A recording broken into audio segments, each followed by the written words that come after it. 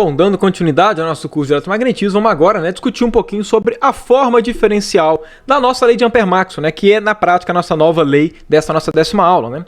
Como eu construí com vocês, a nossa circuitação do campo magnético, a nossa lei de Ampère, ela tem que ser corrigida exatamente por um termo de corrente de deslocamento, então que aparece μ0, corrente que passa dentro, exatamente da nossa curva C, mais é que aparece o nosso termo de corrente de deslocamento. μ0, ε0, integral de superfície, del E, del T, sendo que essa superfície, claro, já discuti isso exaustivamente, tem que ser a superfície na qual essa curva daqui da circuitação do campo magnético é o bordo.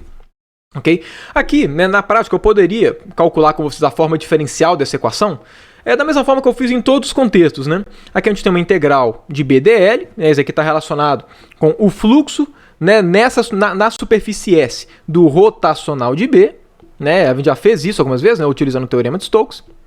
E a partir disso ver como é que fica esse termo, porque claro, isso daqui a gente já sabe como é que fica, vai ficar um μ0j, Aqui não tem nenhum problema, na verdade é bem direto fazer isso, Mas como a gente já fez bastante esse procedimento, o que eu vou fazer com vocês para poder deduzir a forma diferencial aqui da nossa lei de Ampère-Maxwell, eu vou deduzir o termo aqui da corrente de deslocamento já na forma diferencial.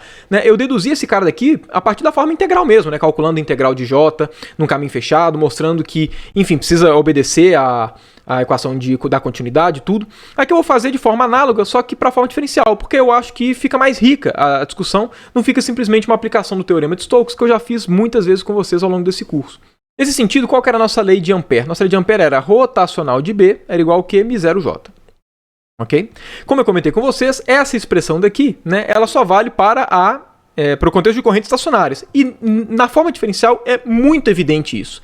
Por quê? Basta a gente pegar ambos os lados dessa equação e tirar o divergente. Se a gente tira o divergente, olha só, a gente vai ter do lado esquerdo divergente de um rotacional. Isso é identicamente nulo sempre. Do outro lado a gente vai ter μ0 divergente de J. Ou seja, a gente está no contexto em que divergente de J é igual a zero, que é exatamente o contexto de correntes estacionárias. Qual que é a moral da história? A moral da história é que o rotacional de B ele não pode ser somente μ0j, porque isso viola a equação da continuidade. A gente tem que colocar algum termo a mais aqui. Esse termo a mais eu vou escrever ele como sendo μ0 vezes um vetor x qualquer, sendo que esse vetor x daqui que a gente tem que determinar para poder colocar aqui nessa expressão e ter ela consistente com o eletromagnetismo. Como é que a gente faz para essa equação ser consistente com a conservação da carga, com a equação da continuidade? Mesma coisa, tira o divergente dos dois lados. Ok? Então pega essa expressão, tira o divergente dos dois lados, da mesma forma que a gente fez antes. Então tira o divergente aqui dos dois lados. O que a gente vai obter? Lado esquerdo continua sendo igual a zero. Okay? Porque divergente de rotacional é sempre igual a zero. Aí aqui a gente vai ter μ0 divergente de J mais μ0 divergente desse vetor x. Okay? E a partir daí o que a gente obtém é o quê? Divergente de J mais divergente desse vetor x tem que ser igual a zero.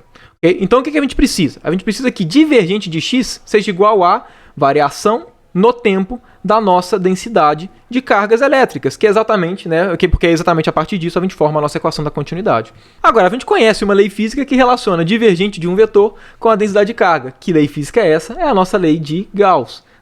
Divergente de E é igual a ρ sobre ε0. O que a gente faz então? Passa o ε0 para o outro lado, mesma história.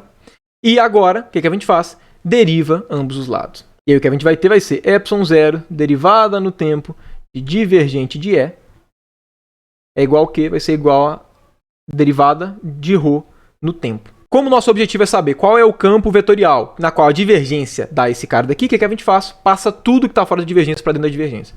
Então, aqui o que a gente vai obter vai ser o quê? Vai ser divergente de ε0 del E del T. Então, temos aqui o nosso vetor x. A partir daqui a gente obtém o quê? A gente obtém que o nosso vetor x ele vale ε0 del E del T, que é exatamente a densidade de corrente de deslocamento. Okay?